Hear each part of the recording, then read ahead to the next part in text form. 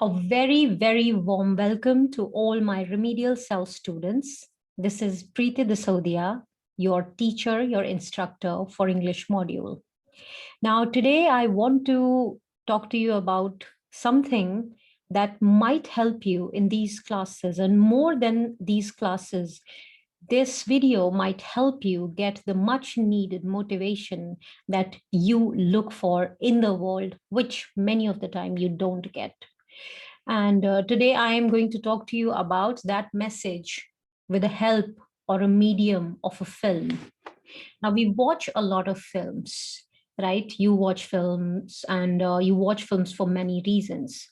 Now, you watch films for entertainment, but मैं आपको ये बात बताना चाहती हूँ कि जो फिल्में होती हैं, वो पहले सोची जाती हैं, उनकी स्टोरी होती है, उनमें कैरेक्टर्स लिखे जाते हैं और जो राइटर्स होते हैं वो बहुत सोच समझ के complex, round, flat, different type के कैरेक्टर्स बनाते हैं। अब वो कैरेक्टर्स आप तक कितने पहुंच पाते हैं, आप उनकी जो इंटेंशंस होती हैं, उनका जो सोचने का तरीका होता है, जैसी उनकी प्रॉब्लम्स आप स्क्रीन पे देखते हो, वो कितनी आप समझ पाते हो, उनसे आइडेंटिफाई कर पाते हो, ये बहुत सारी ऐसी चीजें होती हैं जो फिल्म के प्रति आपको अट्रैक्ट कर सकती हैं, given that you identify with certain ideas. कुछ आइडियाज होते हैं फिल्म्स के अंदर। अब एक बहुत पुरानी तो फिल्म मैं नहीं कहूंगी, बट विल स्मिथ की फिल्म है, फिल्म का नाम है द परस्यूट ऑफ हैप्पीनेस। और ये फिल्म आपको बिल्कुल देखनी चाहिए, क्योंकि इस फिल्म के अंदर बहुत हिडन मैसेजेस हैं। ये फिल्म एक ट्रेजर के जैसे है, जो आपको अगर आप देखोगे और आप सही मैसेज इससे लेना चाहोगे तो it can really help you out with your career. ऐसा मैं क्यों बोल रही हूँ? मैं इसीलिए बोल रही हूँ इस फिल्म के बारे में, बिकॉज मैंने खुद ये जब फिल्म देखी थी तो मुझे अपनी बहुत सारी जो प्रॉब्लम्स हैं वो मुझे रिफ्लेक्शन के जैसे दिखाई देती हैं फिल्म में, उसके जो प्रोटैगनिस्ट्स होते हैं उनके थ्रू। तो जो फिल्म है, फिल्म के मेन लीड के अंदर विल स्मिथ है, जिनका नाम क्रिस है। अब क्रिस एक ऐसे इंसान हैं जो पहले एक टाइम में एक कंपनी के अंदर इन्वेस्ट कर चुके हैं, जो एक अप्लायंस बेचते हैं जिससे बोन डेंसिटी मेजर की जा सकती है। लेकिन वो जो मशीन वो सेल करते हैं वो बहुत कम लोगों की नीड है, इसीलिए उन्हें हॉस्पिटल से दूसरे हॉस्पिटल तक जाकर उनको वो मशीन बेचनी पड़ती है। अब उस मशीन की कितनी वैल्यू है या उसकी कितनी डिमांड है, ये बहुत ही ट्रिकी चीज है, बहुत सारे लोग उसको नहीं खरीदना चाहते। तो इस चीज के अंदर क्रिस का स्ट्रगल आपको दिखाई देता है। इसके बैकड्रॉप में आपको एक चीज और ये भी दिखाई देती है कि क्रिस की पर्सनल प्रॉब्लम्स कितनी सारी हैं। अब क्रिस एक फैमिली मैन है, वो एक हस्बैंड है, और उसकी उनकी जो वाइफ है वो भी बहुत मेहनती है, लेकिन दोनों पेरेंट्स बहुत ज्यादा मेहनत करते हैं, लेकिन दोनों पेरेंट्स बहुत पुअर हैं। और 5 साल का एक उनका बच्चा है जो अभी डे केयर सेंटर में जाता है, जिसको भी वो अफोर्ड नहीं कर पाते हैं। तो ये स्टोरी जो शहर है, जिस शहर में वो रह रहे हैं, न्यूयॉर्क में वो रह रहे हैं, उस शहर में किस तरीके से वो स्ट्रगल करते हैं टू मेक एंड्स मीट, रोजी रोटी कमाने के लिए किस तरीके से क्रिस और उसकी वाइफ अपने बच्चे को पालने के लिए कितना स्ट्रगल करते हैं। ये स्टोरी कुछ उसके बारे में भी है, लेकिन मेनली ये स्टोरी है एक इंसान का जो स्ट्रगल होता है उसके एम्बिशंस या उसके गोल को पाने के लिए। ये स्टोरी उस चीज के बारे में है। और बहुत इंटरेस्टिंग चीज है कि इस फिल्म के जो पहला फ्रेज है, द परसूट, उसी के अंदर इस फिल्म का राज छुपा है। अब परसूट क्या होता है? किसी चीज को परसू करना। ये फिल्म एक मैसेज क्रिस के कैरेक्टर के थ्रू ये भी देती है कि कोई भी चीज लाइफ में सबको इतनी आसानी से नहीं मिलती है। तो एक बहुत अच्छा सीन है फिल्म के अंदर, जैसे ही फिल्म बिगिन होती है आप देखते हैं कि क्रिस एक जगह से दूसरी जगह चीजों को लेकर स्ट्रगल कर रहा है। घर में उसकी वाइफ से नहीं बन रही है, उनके बीच में झगड़े ज्यादा हो रहे हैं, और बच्चे के जो अपब्रिंगिंग है उसके अंदर फाइनेंशियली डिफिकल्टी आ रही है, वो लोग रेंट पे नहीं कर पाते हैं। वो जिस घर में रहते हैं उसका लैंडलॉर्ड काफी उनको वो बोलता है कि उसको रेंट चाहिए। Landlord is also bound right, to get the rent because it is his property. तो एक सीन के अंदर आप देखते हैं, एक बहुत प्रोमिनेंट सीन है जिसके अंदर क्रिस ब्रोकर जो आपका ऑफिस है उसके आगे से जा रहा होता है, और वो एक रेड कलर की बहुत लग्जरी कार देखता है और वो रुकता है। और वो जो आदमी उस कार में बैठा होता है वो उससे पूछता है कि what do you do, you look happy. तो वो इंसान क्रिस को बोलता है कि मैं ब्रोकर हूँ, मैं शेयर मार्केट में काम करता हूँ। तो वहां से क्रिस को एक क्यूरियोसिटी होती है, और आप उसका जो मोनोलॉग है, जो आपकी स्टोरी और फिल्म का नैरेटिव यानी कि कहानी बताने का तरीका है, उसके अंदर जो ऑडियंस है उसको शामिल करता है। अब शामिल करने का मतलब कैसे मैं आपको बताऊं, जैसे जैसे आप स्टोरी के अंदर आगे बढ़ते हैं, आपको भी धीरे धीरे, although you are not a part of the story, as a reader आप उसके अंदर शामिल होते हैं, राइट। तो आप सोचते हैं कि ये आदमी इतना स्ट्रगल कर रहा है, क्या ये कुछ बन पाएगा। इस तरीके से रीडर्स का इन्वॉल्वमेंट होता है, और ये एक खासियत है अच्छी राइटिंग की, जिसके अंदर आप ये देखते हैं कि कैसे रीडर को क्यूरियोसिटी होती है कि अब इस कैरेक्टर के साथ क्या होगा, तो आप उससे जुड़ा हुआ महसूस करते हैं। Number one. तो जब वो स्टॉक ब्रोकर से पूछता है कि आप क्या करते हो, तो वो उसको बताता है कि मैं ये करता हूँ, और वो उनसे पूछता है कि क्या मैं भी ये कर सकता हूँ। तो कुछ आने वाले 10-15 मिनट के अंदर, फिल्म के अंदर, ऐसा होता है कि उनकी जो कंपनी, स्टॉक ब्रोकर की कंपनी होती है, वो इंटर्नशिप ऑफर करते हैं। अब इंटर्नशिप के लिए जो क्रिस का कैरेक्टर है, जो आपका मेन लीड है, he is very curious because वो रियलाइज करता है कि उसको अपनी फैमिली को सस्टेन करने के लिए कुछ करना पड़ेगा। तो आगे की जो फिल्म आती है उसके अंदर आप देखते हैं कैसे क्रिस एक जगह से दूसरी जगह भागता है, दौड़ता है, बच्चे को डे केयर सेंटर छोड़ता है, वाइफ से झगड़ा होता है, और बहुत सारी चीजें उसके आसपास हो रही होती हैं, लेकिन फिर भी वो गिव अप नहीं करता है, वो मल्टीटास्किंग करता है, वो बार बार चीजों को परस्यू करता है, लोग उसे ना बोलते हैं फिर भी वो उस चीज को जाके परस्यू करता है। तो जो आर्ट ऑफ परसुएंस है, वो एक मैसेज बहुत सॉलिड इस फिल्म में है, जो हमको भी ये सिखाता है कि आप न का वेट मत करें, किसी ने आपको ना बोला या लाइफ आपकी डिफिकल्ट है, हर कदम पे आपको मुश्किलें लगती हैं, लेकिन अगर आप गिव अप कर देंगे तो फिर कहानी वहीं खत्म हो जाती है। कहानी चलते रहने के लिए, किसी भी चीज को निरंतर चलते रहने के लिए आपको हमेशा ट्राई करते रहना चाहिए, और फेलियर उन्हीं लोगों के साथ होते हैं जो एटलीस्ट ट्राई करते हैं। जो कभी ट्राई नहीं करेगा वो कभी फेल हो ही नहीं सकता। So people who actually lose are the people who actually try. सो ये एक बहुत अच्छा मैसेज इस फिल्म के अंदर दिया गया है परसुएंस का। दूसरी चीज है कि जो आपका क्रिस का कैरेक्टर है, वो उसकी लाइफ बहुत स्ट्रगल से भरी हुई है। तो एक टाइम ऐसा आता है जब क्रिस की जो वाइफ होती है वो बोलती है कि मैं तुम्हारे साथ नहीं रह सकती क्योंकि मैं तुम्हारे साथ खुश नहीं हूँ, और वो अपने बेटे को अपने साथ ले जाना चाहती हैं क्योंकि वो कहीं और जॉब देख चुकी होती हैं और वो वहां जाना चाहती हैं। तो क्रिस, क्योंकि अपने बच्चे से बहुत जुड़े हुए होते हैं, वो बोलते हैं कि नहीं, मेरा बेटा मेरे साथ ही रहेगा, आप चाहें तो आप जा सकती हैं। तो मदर एक बहुत स्ट्रांग डिसीजन लेती हैं और वो चली जाती हैं क्रिस को अपने फादर के साथ छोड़कर।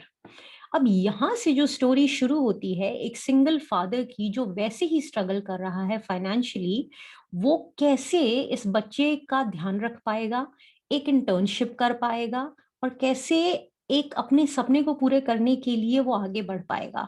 तो यहाँ पे as a reader, as a audience, as a person जो आप फिल्म को देख रहे हो, आप और इन्वॉल्व होते हो, क्योंकि कहीं ना कहीं आपकी जो एस्पिरेशंस है, आपके ड्रीम्स है, उससे जुड़ जाते हैं। सो ये एक बहुत अच्छे तरीके से लिखी और बनाई गई फिल्म है, और इसके अंदर इमोशंस को बहुत अच्छे से कैप्चर किया गया है।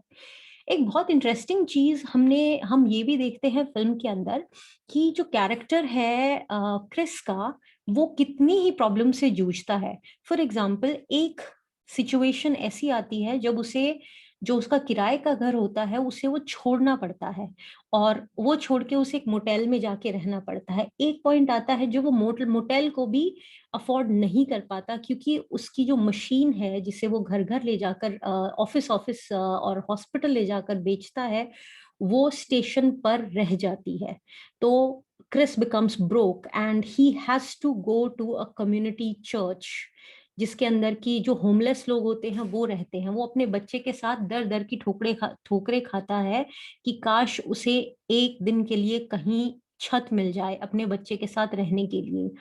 एक सीन ऐसा आता है जिसके अंदर वो घर नहीं ढूंढ पाता है, और वो सीन बहुत इंटरेस्टिंग है और बहुत इमोशनल भी है। और उस सीन में होता क्या है कि उसको घर नहीं मिल पाता है, वो एक ट्रेन स्टेशन के अंदर एक बाथरूम के अंदर टॉयलेट पेपर्स को फर्श पे बिछा के अपने बच्चे को अपनी गोद में सरक के सुलाता है। अब इस सिचुएशन में ऑडियंस बहुत इमोशनल होती है, और वो ये देखती है कि क्या ये आदमी अपने बच्चे के साथ ठीक कर रहा है। अब इस सिचुएशन पे आके अगर आप क्रिटिकली सिचुएशन को एनालाइज करें तो आप सोचेंगे कि क्या क्रिस एक अच्छा बाप है या अच्छा पिता है जो अपने बच्चे को इतना स्ट्रगल कराता है। क्या उसे अपने बेटे को उसकी माँ के साथ छोड़ देना चाहिए था, या उसे अपने पास रख के उसने एक गलत डिसीजन लिया। सो ये सारी सिचुएशंस में आप as a reader, as a person who is watching the film and looking at the struggles of Chris, आप उसके साथ इन्वॉल्व होते हो, और ये बहुत एक खूबसूरत क्रिएटिव प्रोसेस है। अब अगली चीज जो आप देखते हो वो सीन, उस सीन में जिसमें कि वो अपने बच्चे को गोद में लिटाकर सुला देता है, वो पूरी रात वहां पे नहीं सोता, और अचानक से कोई आके बाथरूम का दरवाजा खटखटाता है, लेकिन वो दरवाजा नहीं खोलता, वो उसको अंदर से लॉक कर देता है। और उस सीन के अंदर आप देखते हो कि बहुत स्ट्रॉन्ग कैरेक्टर जो क्रिस है, जो स्ट्रगल कर रहा है, परस्यू कर रहा है, हर एक जगह से मल्टीटास्क करके सोच रहा है कि मैं ये करूं वो कर दूं, यहाँ से मुझे कोई चीज मिल जाए, मैं मतलब dreams are very big things at this moment, because यहाँ पे बात सर्वाइवल की है। और उसकी जो स्टोइकनेस है, जो वो इतनी सारी सिचुएशन से गुजर रहा होता है, फिर भी अगर उसको लिफ्ट में अगर कोई उसके साथ का कॉलीग मिलता है जो उसके साथ इंटर्नशिप कर रहा है, तो अगर कोई इससे पूछता है कि हाउ आर यू डूइंग, तो वो बोलता है I am doing fine. So he his character as a core is really trying to build something inside, and that is the strength of this character. The struggle, multitasking, hard work, pursuing something, and stoicism are one of the many characteristic of this character that you watch on screen. अब होता क्या है कि जैसे जैसे progression होता है story का, आप देखते हो कि रोज क्रिस अपने छोटे बेटे के साथ में, अपने 5 साल के बेटे के साथ में जाता है चर्च के अंदर, और चर्च के अंदर एंटर करने के लिए एक रात के लिए एक 100 लोगों की, 150 लोगों की लाइन लगी होती है, सिर्फ एक रात बिताने के लिए एक छत के लिए। और ऐसे कुछ बहुत ही इमोशनल सीन्स हैं इस फिल्म के अंदर जो आपको ये सोचने पे मजबूर कर देंगे कि लाइफ के अंदर किसी भी चीज को अचीव करने के लिए, या फिर स्ट्रगल करने के लिए, या फिर सरवाइव करने के लिए इंसान को कितनी सारी चीजों के थ्रू जाना पड़ता है। वो एक बहुत इंटरेस्टिंग बात इस पूरी फिल्म में ये भी है कि भले ही कितनी ही प्रॉब्लम्स के थ्रू क्रिस अपने बच्चे के साथ बार बार जा रहा है और वापस आ रहा है, वो जो इंटर्नशिप है, जो स्टॉक मार्केट के अंदर उसको एक एंट्री दे सकती है, उससे वो कभी भी डगमगाता नहीं है। वो भले ही कहीं पर भी हो, वो एक बुक हमेशा अपने पास रखता है जिसको वो पढ़ता है। उसका बच्चा सोता है और वो किताब पढ़ता है। वो किताब सूरज की रोशनी में पढ़ता है, वो लैंप के अंदर पढ़ता है, वो कैसे भी पढ़ता है, लेकिन वो पढ़ता है। तो ये एक बहुत इंटरेस्टिंग और बहुत इंस्पिरेशनल चीज है जो आपको फिल्म देखने पर महसूस होती है एज अ पर्सन, कि अगर आप किसी चीज को बहुत शिद्दत से चाहते हो तो आप किसी भी सिचुएशन में उसको करने की कोशिश करोगे, राइट। तो ये एक बहुत इंटरेस्टिंग मैसेज इस फिल्म का था। जैसे जैसे स्टोरी प्रोग्रेशन में आगे बढ़ती है, आप देखते हो कि कुछ कुछ सिचुएशंस ऐसी आती हैं जिसके अंदर जो 5 साल का छोटा बच्चा होता है क्रिस का, वो टाइम से पहले मैच्योर होता आपको दिखता है। क्यों? क्योंकि आप उसकी कॉन्वर्सेशन सुनते हो। तो आप जो फिल्म देखोगे तो आप खुद देखोगे कि एक टाइम पर आकर क्रिस का बेटा उससे पूछता है कि क्या उसकी मदर ने उनको छोड़ने का डिसीजन इसलिए लिया because of the 5 year old son. और उस सिचुएशन में जो क्रिस एज अ फादर का कैरेक्टर निभा रहे हैं, वो बोलते हैं कि never think about that. It also shows us that the strong bond of a father and son is emerging because the son is seeing the father struggle every day despite of all the hardships. His love for his son is so intact, and his inspiration to go ahead in his life is so strong. तो ये एक बहुत अच्छा message है हम सभी लोगों के लिए इस फिल्म से, कि अगर आप कोई भी चीज को दिल से करना चाहते हो तो कोई भी चीज आपको रोक नहीं सकती। आपकी लाइफ में बहुत सारी इमोशनल प्रॉब्लम्स आ सकती हैं, फाइनेंशियल प्रॉब्लम्स आ सकती हैं, आप सर्वाइवल मोड पर भी आ सकते हो, लेकिन अगर आप गिव अप नहीं करते हो तो आप आगे बढ़ सकते हो। लास्ट चीज मैं इस फिल्म के बारे में ये बोलना चाहूंगी कि एक बहुत खूबसूरत सीन के अंदर जो विल स्मिथ का कैरेक्टर है, क्रिस का कैरेक्टर है, वो अपने बेटे को बोलता है कि कभी भी अपनी लाइफ में किसी और को ये बोलने का हक मत दो कि तुम कोई काम नहीं कर सकते। मे बी क्योंकि वो लोग वो काम नहीं कर सकते, इसीलिए वो तुमको ये एडवाइस या सलाह देंगे कि तुम वो काम नहीं कर सकते। इसीलिए अपने सपनों को कभी भी मरने मत दो। Never let your dreams die just because somebody says something to you. Keep that thought intact in your mind. तो ये तो बात थी फिल्म की। फिल्म का नाम है द परस्यूट ऑफ हैप्पीनेस, और आपको बिल्कुल भी फिल्म देखनी चाहिए क्योंकि बहुत अच्छे से बनाई गई फिल्म है, बहुत दिल से बनाई हुई फिल्म है, स्टोरी बहुत अच्छी है, कैरेक्टर से बहुत कुछ सीखने को आपको मिल सकता है। और more than that, take the message, watch something interesting and get inspired, get motivated and never let your dreams die. क्योंकि चाहे वो लैंग्वेज लर्न करने की बात हो या अपने गोल्स को परस्यू करने की बात हो, आपकी लाइफ में कोई भी चीज आपको सिल्वर प्लेटर पर नहीं दी जाएगी। आपको उसके लिए स्ट्रगल करना पड़ेगा, और वो स्ट्रगल आप जितना हिम्मत से करते हो, सिचुएशंस के अंदर गिव इन नहीं करते और आगे बढ़ते रहते हो, you keep on moving forward, problems उसी चीज से सॉल्व होती हैं। तो मेरा आप सब लोगों को ये मैसेज है, as a teacher, as a mentor, कि किसी भी चीज से आपको फियर नहीं करना है, डरना नहीं है। चीजों को थोड़ा थोड़ा, छोटे छोटे स्टेप्स लेके आगे बढ़ना है।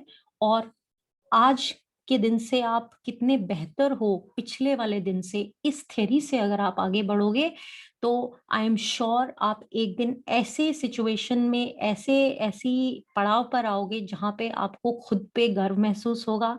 जो इस फिल्म के अंदर आप देखोगे, जो लास्ट के 2 मिनट्स हैं, उसके अंदर आप देखोगे कि किस तरीके से पूरे 2 साल 3 साल की जो फाइनेंशियल स्ट्रगल है, वो एक इंसान को कैसे चेंज कर देती है, कैसे उसकी जिंदगी का स्केप चेंज कर देती है। तो आप लोगों सबसे रिक्वेस्ट है मेरी कि आप प्लीज इस फिल्म को देखिएगा और बताइएगा मुझे अपने शब्दों में कि आपको फिल्म कैसी लगी। मैं आपको मिलूंगी अगली क्लास के अंदर। Till then, stay motivated, stay inspired and keep pursuing your happiness. Thank you and good night.